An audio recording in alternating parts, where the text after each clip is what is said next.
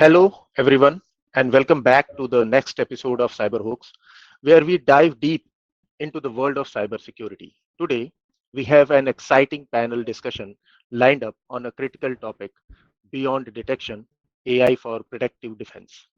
I'm Ashok Pandey, your moderator and host for this session.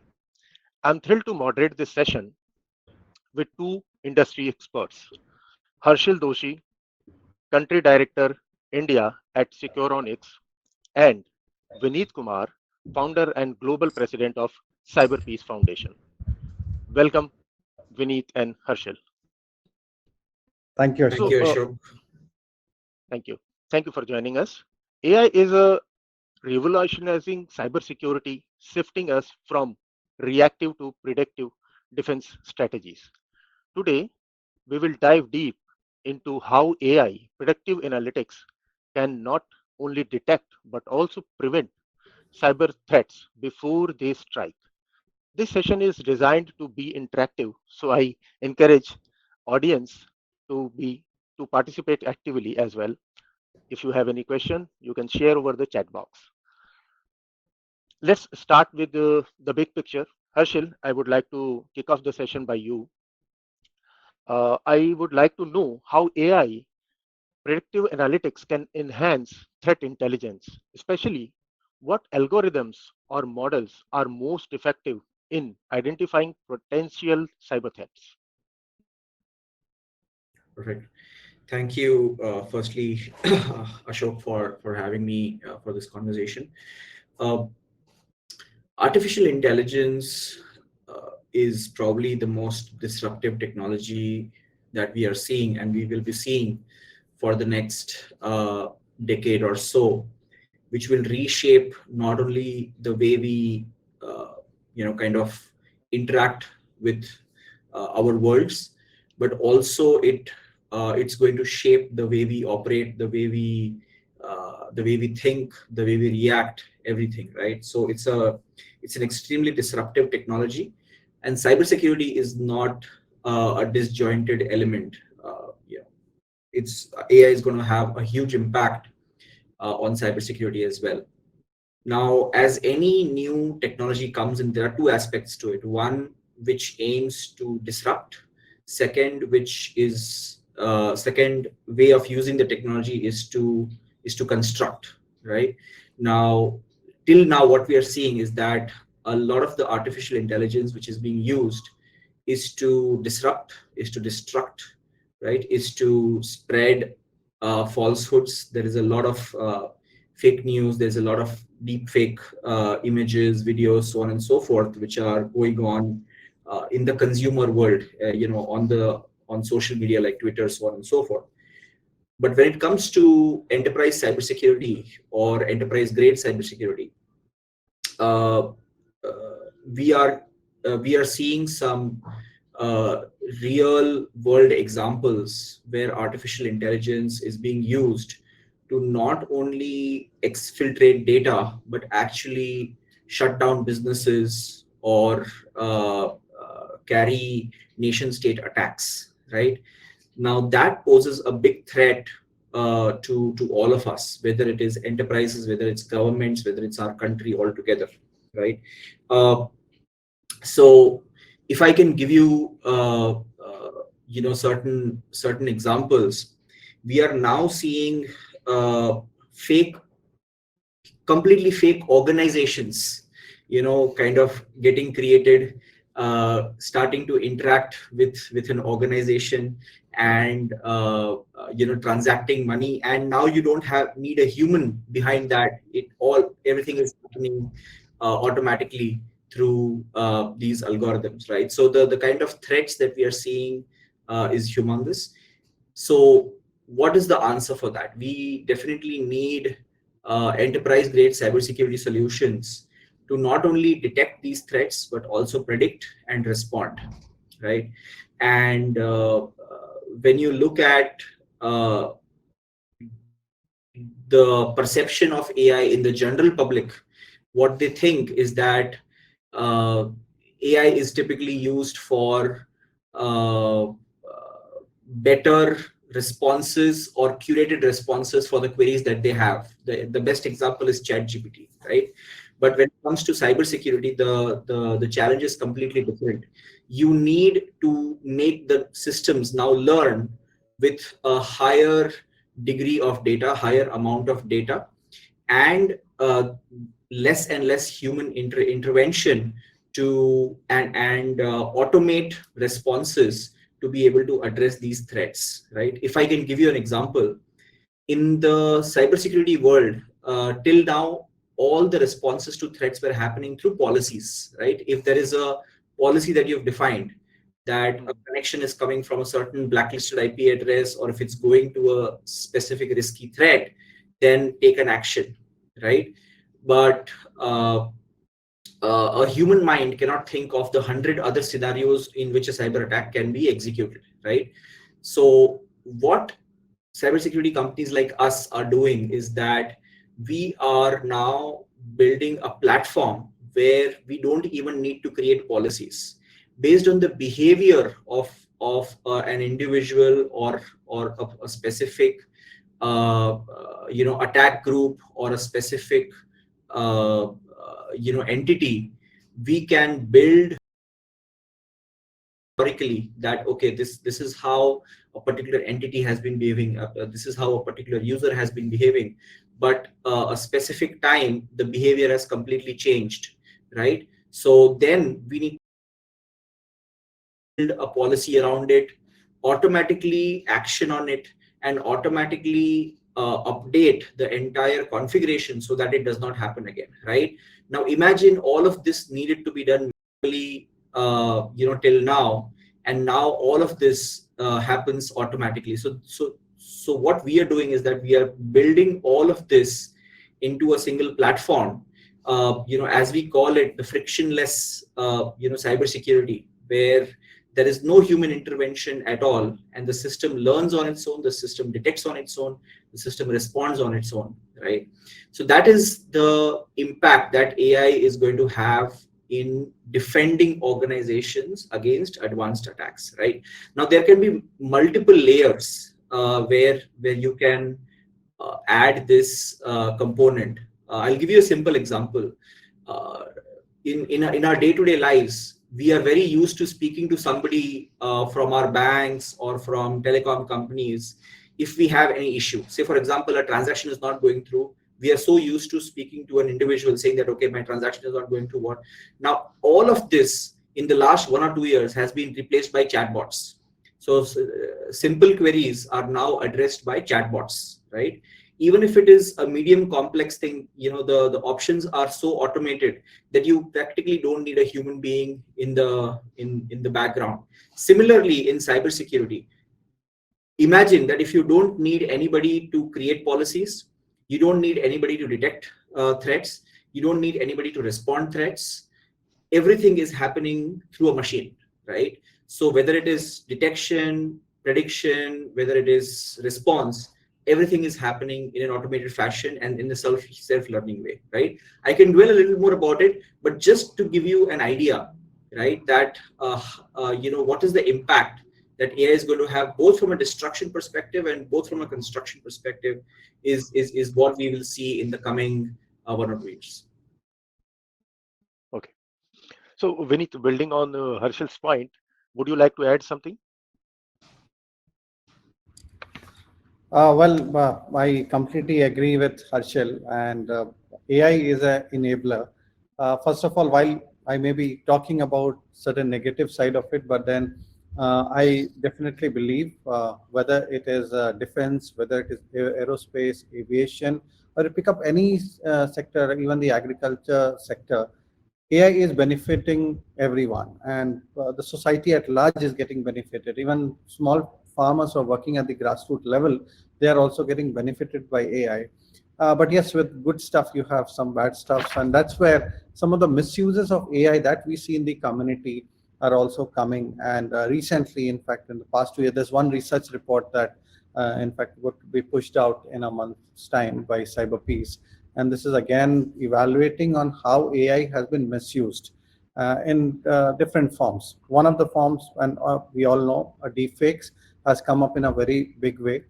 It's easy to kind of clone somebody's voice. It's easy to clone somebody's face, uh, and where everything. And we have seen issues, and the community at large getting affected because of it. Because somewhere, in fact, the kind of unrest has been created by the content that get pushed through these AI generated fakes. It gets pushed out in the community, and people at the grassroots level, and it's them who easily believe that kind of content to be true. So misinformation, deepfake is one major concern that we see, and similar to that, there are now it's very easy. Like when we talk about phishing, for an example. So earlier, in fact, the kind of advisory that we used to give whenever you used to conduct any kind of a campaign is tell people that the moment you get an email, please go through the content. Once you go through the content, you'll pick up grammatical errors. You'll pick up some kind of content which will make you feel that it cannot be sent by a legitimate organization. But now it's difficult because AI can craft interesting, error-free emails, and that to multilingual capability that AI has. If I need to send somebody a phishing email in Hindi in a local language, I can do that. So one side is the positive, that content creation, content development, content translation, all of that have become very easy. Normally, you would have kind of involved somebody to do it in the organization, but I would believe that 80% of the content is correct. Only 20% requires some tweaking. What we have seen, but then it's kind of reaching everyone, and it is very easy to create such kind of mails. The other issue that I see is again when you create these kind of malwares. Earlier, it was like a task for you to kind of develop, write those codes, and then compile and kind of deliver that malware. Now the entire step has been automated with AI coming in. You have the code ready, error-free code ready, which can be compiled and immediately pushed. So weapon creation has become very easy now. I would call it a cyber weapon because you never know that AI can deliver a simple kind of a spyware to a very high-tech and sophisticated ransomware also. So all of that capabilities have come up, but then the defense side also is there, wherein like I'll give you an example again of a project that we run. We run something called the HoneyNet project. It's called Project eKavach, where we have created sectoral sensors. So we have sensors which mimic like an airport, healthcare, or any kind of like sector, power sector, for example. In one of our center of excellence, we have created a 500 megawatt power plant. We have created a clone or a digital twin, and through that we are kind of getting attacks. So we are kind of getting those attacks, and AI is helping us to kind of see those kind of attacks, detect those attack patterns which can be malicious in nature, and then that can be used as an advisory and disseminated to the larger public. So that's one. Even the payload that gets dropped on these sensors that we have created or the network that we have created, that payloads, again, AI is also helping us to kind of detect these kind of payloads and also kind of release those advisories. So all of that entire process has been kind of automated. So I see a lot of positives with AI, but like I said, with anything good, you have some negative stuffs that also come in. But I see a lot of positives that are there, which we can continue to talk about. Over to you, Yeah, Ashok. Yeah. yeah. So you both talk multiple things around AI, some concerns, some benefit, and other things.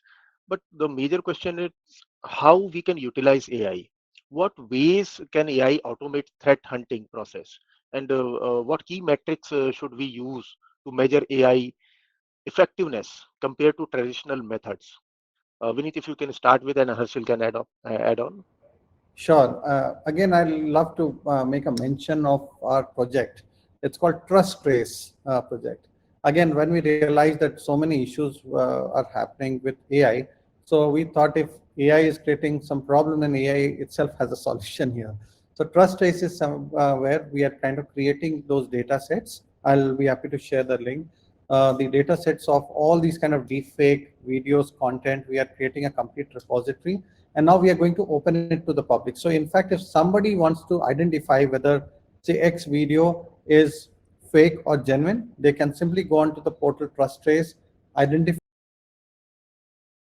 the accuracy and what. So that is one of the kind of I would say positives that we have been kind of making sure and using this in our kind of platform. The other one is SOC. Now, gone are the era of traditional SOCs. Now, all these modern advanced SOCs are making use of AI again to kind of utilize that in SOC. And normally, like earlier, SOC, the entire process of a breach, investigating a breach to the entire loop used to take days.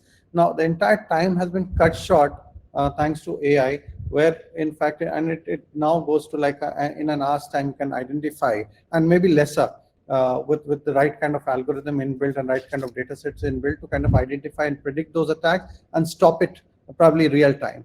So that again is somewhere that has helped. Where in some organizations whom we closely work with, they have kind of utilized AI to conduct automate pen tests as well. So AI is being used to conduct pen testing, plug vulnerabilities, any kind of loopholes that are there in their networks, and then identify and inform the kind of administrator or the security head about certain gaps that exist on their networks. We also found a very interesting case wherein now in an era of again the Internet of Things, the network has gone really large and wide. You're not just limited to computers and servers now. Now you have these Internet of Things, you have smart TVs, you have smart refrigerators. In a corporate environment also, you have plenty of IoT devices around you, which also need to be safeguarded. It needs to be secure. So again, AI is an enabler here, where in fact with the help of AI and having those custom scripts can help you scan the network, then plug in the vulnerabilities in those networks, identify the security posture, and also finally kind of plug in those gaps and kind of patch those vulnerabilities that are there in the systems. So these are some of the cases that I thought I will share, and I'm sure Harshil would like to add many more cases like that and how AI is helping us. Yeah, absolutely.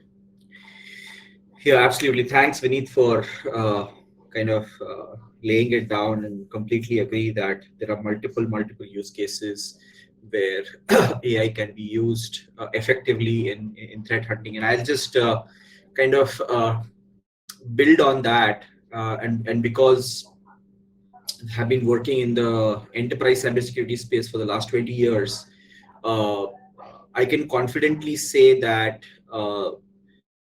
there is a huge shift left phenomenon in cybersecurity which is happening today.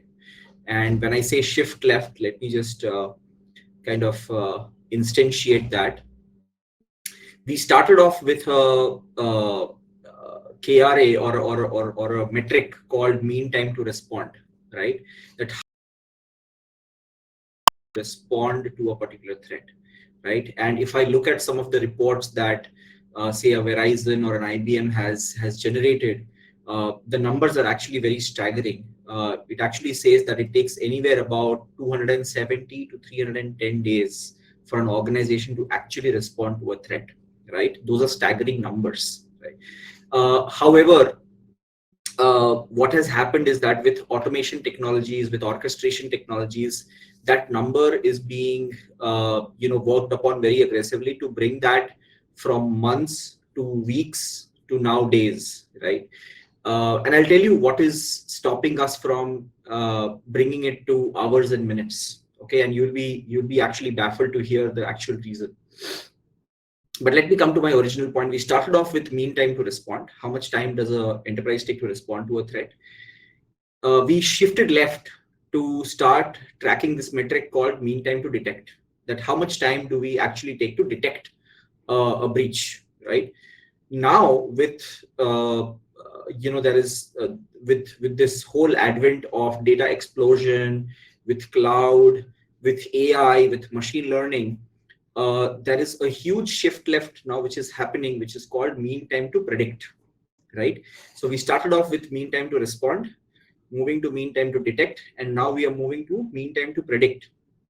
Because what we are actually doing is that there is a there is a huge cluster of machines which is working 24/7, 365, to generate clones and clones of the same attack on a hybrid or a heterogeneous set of organizations.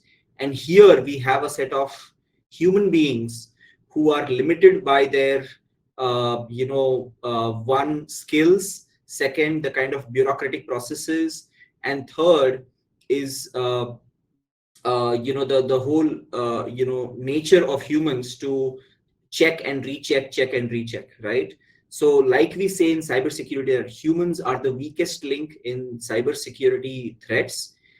Humans are also now becoming the weakest link in defending cybersecurity threats, right?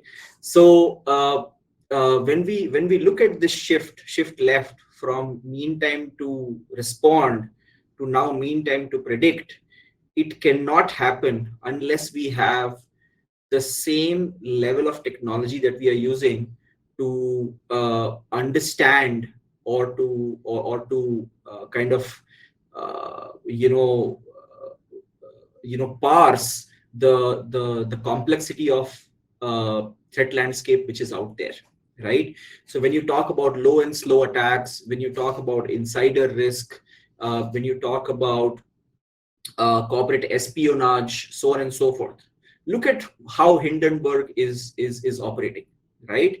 It is a whole new space which is now building, where they are not only planting moles inside organizations to leak out data, they are also using a set of advanced technologies to connect those dots, short sell, make money out of those, and also kind of impact the economy of the entire country, right? So we can always argue whether it's a good thing to do or bad thing to do. What I'm trying to say is that technology today is so powerful that it can wage wars, it can drop governments, it can, destroy economies in a flash, right? So I think the time is absolutely right here for us to step up to kind of decouple this technology with the human limitation that we have, uh, keep as much dependence on humans low as possible, and bring in as much automation as possible, and start tracking this metric of mean time to predict. I'll tell you why this is important in the next 30 seconds, and then I'll conclude. Is because the lesser time that you have to predict a risk, the lesser time you have to apply compensatory controls that attack does not even happen in your organization, right? So that is very, very important, and that is what AI is doing to us today. Perfect. So, Harshil, most of professionals are using AI for different purposes. So, I would like to talk more about their different approaches in AI. Can you elaborate on the role of unsupervised learning in detecting anomalies within network traffic, and how does it differ from the supervised learning approaches? Yeah. So I think academically, Mhm. right? I'll start, because you use this term unsupervised versus Correct. supervised, right? So I think it's imperative for me to kind of explain the difference. That what is the difference between unsupervised and supervised? Uh, and this concept started with machine learning and not AI so much, right? Because when you talk about a supervised, learning, either in machine or in artificial intelligence, you have a set of data that you feed to the engine, right? You feed a set of positive sets, feed a set of negative sets, right? And then you run the algorithm on top of it to understand or to build a comprehensive policy set as to, if this kind of nature of data comes, then how should the response be? If that kind of nature of data comes, what the response should be, right? So that in definition, and then when you understand if the algorithm is responding properly, or not properly, you tune that algorithm so that you kind of get the optimal output. That in definition is called supervised learning. Unsupervised learning is like, it you just deploy the algorithm, right? And you wait for it to based on the LLMs that you have for it to learn on its own, right? So to that extent, unsupervised learning is a lot more powerful because it looks at real data, it looks at live data, right? It is not fed any pre-cooked information to start with, right? It's just so to that extent, there is a lot of debate going on right now whether in cybersecurity defense especially, should we use unsupervised or should we use supervised? Because the attackers are, they only have to get it right once. We have to get it right all the time, right? So there is a different school of thought in both. But if I can kind of let you know the kind of innovation that Securonix, my organization, is doing. I'll give you a simple example. We've built AI-enabled component called psycholinguistics, okay, which is very, very important in today's time, because it's just not enough for you to understand that if a cyber threat has happened, you have to understand the intent behind it, right? So to understand the intent behind it, you need to understand what is the behavior of an individual or an entity beforehand, right? So psycholinguistics really helps to profile a user socially, professionally, so on and so forth, and then establish an intent if that particular identity was compromised in a particular cyber attack or not, and then your response becomes a lot more empathetic or humane, rather than just blazing off that the disabling of the user or firing that particular user or taking legal action on that particular person, right? So for that you need a lot of pre-fed data in the behind, saying that if I'm searching how to send sensitive information to competitive domains without getting detected by a data loss prevention solution, I run this query on Google, right? This means that I actually want to send some data to a competitive domain without getting detected by a cybersecurity solution deployed in my organization, right? It actually shows the intent of the user, what that user is trying to do, right? So this is a classic example of a supervised learning algorithm where you're pre-feeding a lot of the permutations and combinations that a user can do to be able to profile that particular user, right? So it's not a one size fits all approach. You can use a specific kind of algorithm for a chatbot, AI powered linguistics, or probably say a noise cancelling incident management solution, right? So it's like a combination of all of those. So when you look at platforms like Bedrock or Copilot or Genie or whatever it is, right? So they are so all of these provide a platform to vendors like us to deploy different kind of algorithms for our platforms. Yeah. So, Vineet, as Harshil explains the differences between supervised and unsupervised learning, I would like to know from you around zero-day vulnerabilities, which are significant concerns. How effective is AI in identifying and mitigating these vulnerabilities? What are some of the latest advancements, if you can talk about in this area, and you can explain that part as well? Right.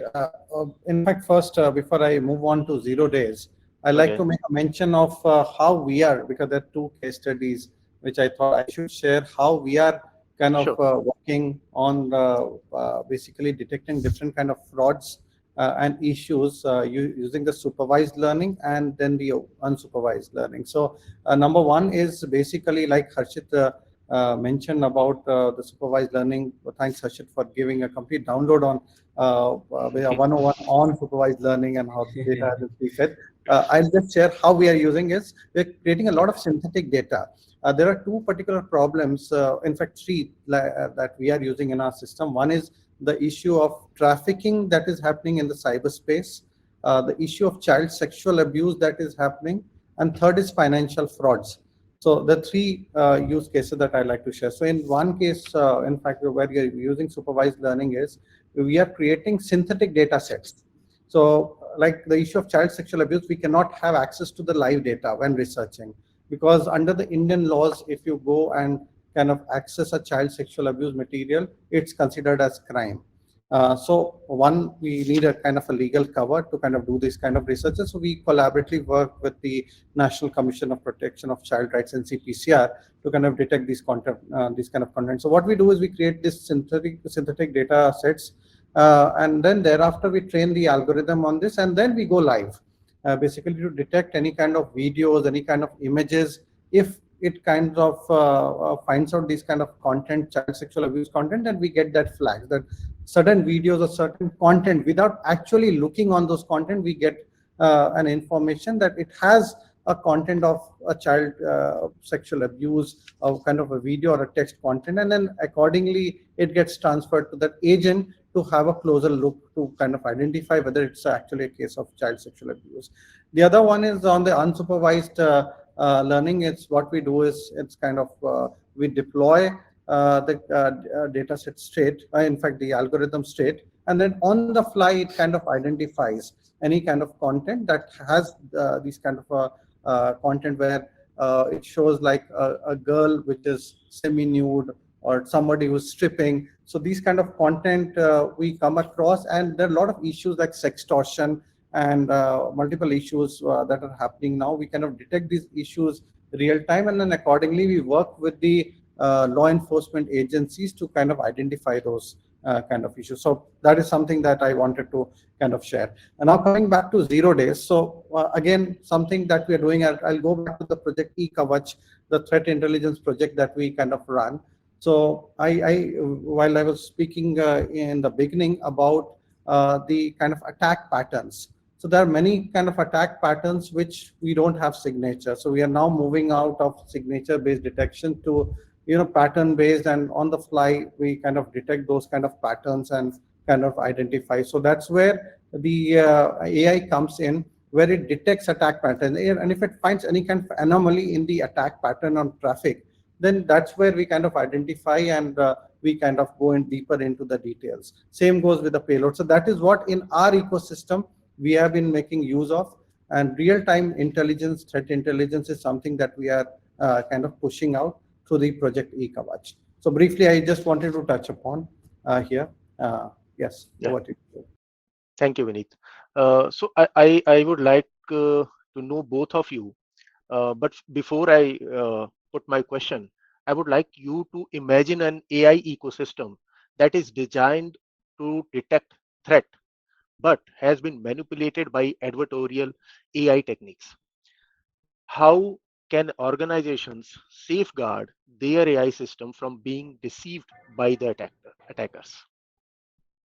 Anyone can start with. Harshil, if you want to Yeah, go. uh, the first visualization that I got when you asked this question to me, Ashok, is that I'll build that. I'll build my AI cluster in a bunker to not have access to anyone. But jokes aside, right? I think the question that you're asking, Ashok, is that how do you protect the protector, right? Is an age-old question that we all have been grappling with, and I think that is why standards are created, whether it is RFC standards, coding standards, NIST, there is common criteria, so on and so forth, right? Even for cloud, now we have standards like SOC 1, SOC 2, so on and so forth. And I think it's extremely important for anybody who's building a piece of software to be certified, keeping in mind these compliances, right? Otherwise, we are all building something which is vulnerable, right? And especially if you're building something which is supposed to defend against threats, and that itself gets compromised, then it's a big issue that we all grapple with. So the first recommendation that I would give is that these standards are very well written. They kind of holistically assess whether a particular service or a particular application is well guarded against attacks, whether it is backdoors, whether it is heap leaks or whatever it is, right? So I think following standards is a best practice. Second, continuous audits of your system, penetration tests, even red teaming your own applications, is extremely important, right? So that's the reason why even product companies now have a CISO. They have a compliance officer to be able to continuously certify the product that you're building. Unfortunately, Ashok, if I can say, in India, one, we have a lack of those standards today, right? It's kind of building, but it still has a long way to go. We are still relying a lot on Western standards, right? Correct. So that is one. Secondly, even the kind of service providers that we have in India today, right, or the product companies that we have in India today, right, because we have a huge cost pressure, one in terms of operating the business, second in terms of maintaining that gross margin. This whole element of certifying your platform or your service with global standards is sometimes, I'm not saying it happens all the time, it's sometimes bypassed to kind of have a quick this thing. So while it is a process which takes time, while this is a process which is also difficult, because you sometimes you go back to the drawing board, right, because of the kind of vulnerabilities that you discover in your own application, right? So when some organizations don't want to do it, they want to just live with it, it kind of exposes not only your own organization but the customers that you're serving as well, right? So these are some of the best practice standards. And if you look at some of the most successful companies which have kind of survived the dot-com bust, the COVID, and the financial distress that we had back in 2009-10, is primarily not only because of their brand, but also the kind of quality of service that they provided to their global customers, right? So I think it's extremely important. Because there are so many startups now who claim to be using some form of AI, so on and so forth. My recommendation is that focus on quality. It will go a long way. Okay. Vineet, would you like to add on, and like you have done something with FIST Yeah, for the more yes, open and accessible, safe internet? So right. can you talk about that as well? Yes, I completely agree with Harshil here. Harshil mentioned it clearly. In fact, regulations are something that India, we are missing those regulations. But there is an initiative that has been started by industry, academia, civil society, and we are trying to onboard the government also, which is called as the FIST framework. Under that, we are talking about AI safety and talking about ethical AI. We are also developing guidelines for. I'm also going to the note that FIST has. I'll share the website link also. The FIST.org is the website. So it talks about establishing the AI governance framework under that, as enterprises and even MSMEs today can follow that document where it talks about AI ethics and guidelines, AI governance committee. How a governance committee can be formed, then management of risk, identifying those potential risks and then managing those risks. It also talks about the ensuring of the data integrity and security. So under this red teaming, again, I agree with Harshil, because we need to constantly check about how we should not let any kind of leaks happen, because there is a kind of a possibility of entire data set poisoning and multiple kind of issues there. So data quality control, access control, and even monitoring and auditing, continuously monitoring AI system for any signs of misuse, data tampering. We should constantly do that. Then also implement transparency and explainability. So that is important, promoting ethical AI usage, securing the AI model and systems, legal and regulatory compliances. And something that I'd like to share is the EU AI Act. So I would also request the viewers to kind of see on what EU is doing. EU is taking certain lead steps with the AI Act. In fact, the committee has also been formed. And now talking about India, in India, we have the DPDP Act in place.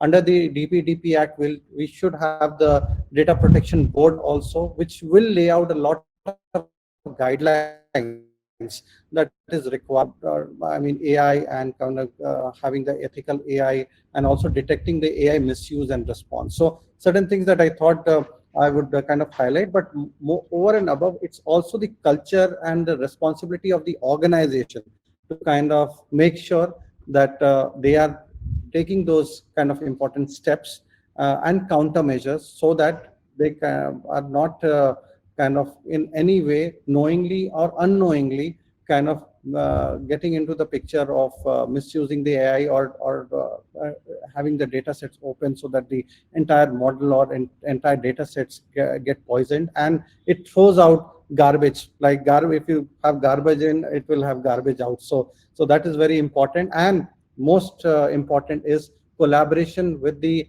industry and the entire community at large, where you are kind of aware about any kind of kind of regulatory measures that are there. Now, organizations are also talking about trust and safety committees, having those trust and committees in place, where they kind of implement those kind of recommendations and suggestions that come and that the community at large discuss about it. So keeping abreast about all these kind of global kind of guidelines that exist, and also kind of implementing them, making sure that you follow all the corrective steps and mechanisms, whether it is red teaming, whether it is having those proper controls. So that is something that I feel is required to make sure that, in fact, the data sets are safe. And in fact, the AI is not misused, and AI is not seen as a weapon in any form. So those are certain pointers that I wanted to share. So Harshil and Vineet, you guys mentioned about different policies and DPDP as you mentioned. So could you guys share your thoughts on the impact of AI on data privacy and the compliance with the international regulations? On the other hand, if you can share your thoughts on ethical consideration, especially in the context of AI decision-making capabilities. Harshil, Yeah, Vineet, would you like to go first? I guess his camera is off too. Harshil, if you can start and maybe Vineet can join later. Yeah, sure. So, with any new uh, technology, right? Whether it is self-driving cars, or whether it is AI, or whether it's robotics. My personal view is that uh, regulations, or protectionism, or non-liberal policies should not uh, come in the way of any country to explore these technologies. Okay, and I keep giving this example to every single person that I meet. When we talk about the future of India, right? And it is a very simple example. Even after we getting the best of technologies in India, say for example, we have FASTag, we have UPI, we have DigiYatra, we have DigiLocker, so on and so forth, right? We still see uh, people struggling to save time in everyday functions. And the real reason for that is that we are a hugely populated country, and if we automate too much, then we will have to let go of people or reduce those jobs which does not require high skill, right? So this is a big problem that India is facing today, because there are just so many redundant jobs which we have created, which are no longer required with the kind of automation which persists in the world today. Okay, I don't see a reason why my boarding card should be shown to 5 different people before I board a plane. I don't see a Okay. reason why, uh, even after having an RFID enabled FASTag, there should be some human on the toll booth to check whether the FASTag is running correctly or not, right? So, Okay. uh, so I think the problems are multifold. One is our demographics. Second is our lack of understanding of the global standards, and third is the bureaucratic process, right? uh, I would wish for all of this to not become a hindrance for us to adopt the best of technologies, because we are a young nation and we need these modern technologies to leapfrog much faster to become a developed nation, right? So I'm not too sure if this is the technical answer that you wanted me to give, but this is the overall scenario that I feel that we are grappling with today. No, that is perfect, and I guess our audience will come to know what actually they have to think of. So one maybe practical question I could ask to you: what are the best practices we can follow to integrate these solutions to implement AI with the existing security infrastructure? Because that is a most complex part. We have already created an infrastructure, and now AI is coming to that part. So, what will be the best practice to integrate AI?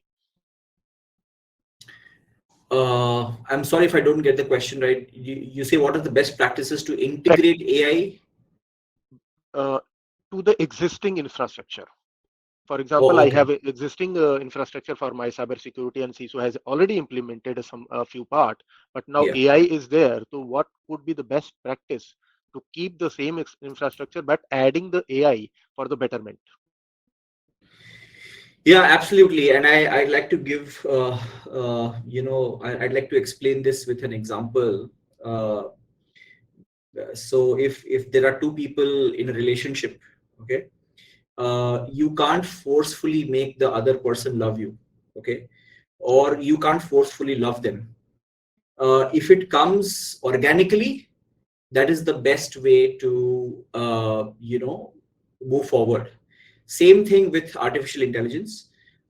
Most uh, infrastructure vendors today, okay, are now building or enhancing their functionality with AI organically, right?